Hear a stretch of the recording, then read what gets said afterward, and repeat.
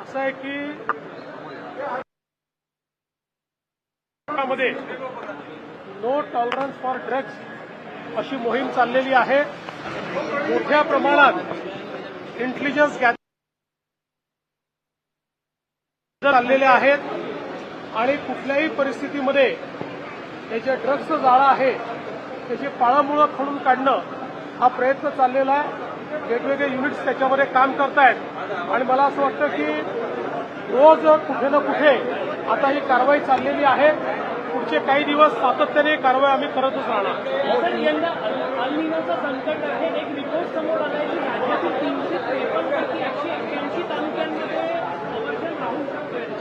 बघा, हे यापूर्वीच मी सांगितलेलं आहे, अल निनोचं वर्ष आहे।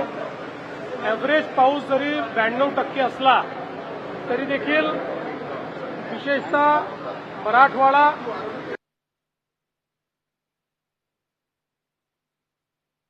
प्रवण भाग आणि म्हणूनच शेतकऱ्यांनाही सातत्याने मी ॲडवाइजरी केली पाहिजे जेणेकरून दुबार पेरणीची वेळ येऊ नये। प्रयत्न आहेत की कमी पावसातही जेवढं जास्तीत जास्त त्या ठिकाणी नुकसान टाळता येईल, जेवढं कमीत कमी नुकसान होईल तेवढं झालं पाहिजे असा प्रयत्न चालू आहे। न्यू फ्यूल आलेला आहे। महाराष्ट्रात सगळ्यात जास्त ऊस होतो, महाराष्ट्राला उत्तर प्रदेशला सर्वाधिक फायदा होणार। सर्वात जास्त फायदा आपल्याला महाराष्ट्राला होणार आहे, कारण इथेनॉलची सर्वात जास्त निर्मिती महाराष्ट्र करतो आणि आता ज्या प्रकारे केंद्र सरकार इथेनॉलला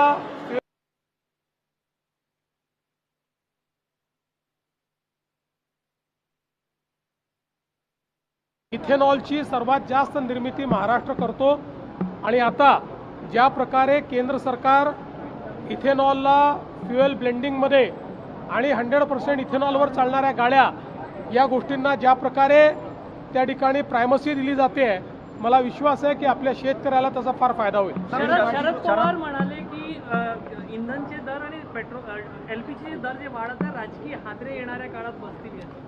मला असं वाटतं की सर्वांनाच माहिती आहे, जगामध्ये युद्धजन्य परिस्थितीमुळे जगातला एकही देश असा नाही की ज्या देशामध्ये पेट्रोल, डिझेल आणि गॅसचे भाव वाढलेले नाहीत।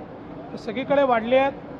निश्चितपणे केंद्र सरकार त्याची चिंता करते आहे आणि योग्य वेळी योग्य निर्णय होतील। शरद पवार साहब ने कहा है कि झटके जो बढ़ा रहे हैं उनको भी बैठने की आदत है। देखिए, पूरी दुनिया जानती है जिस प्रकार से युद्ध की परिस्थिति है, दुनिया का कोई देश अछूता नहीं है। हर देश में पेट्रोल, डीजल और गैस इसके मूल्य बढ़े हैं। भारत में फिर भी उसको काफ़ी कंटेन करने का काम प्रधानमंत्री जी ने किया है। मुझे ऐसा लगता है युद्ध की परिस्थिति जब तक कुछ बातें इस प्रकार से होगी, लेकिन हमने इससे पहले भी देखा है कि कीमतें कम भी हुई है, तो कीमतें जब आवश्यकता और जिस समय उपलब्धता होगी तो कम भी होगी। की रेल पार्टी में 100 से ऊपर बच्चों को पकड़ा गया है। अभी बहुत बड़ा पैमाने पर कार्रवाई चल रही है और महाराष्ट्र में जीरो टॉलरेंस फॉर ड्रग्स ये हमारा प्रयास है। इसी के तहत ये कार्रवाई चल रही है।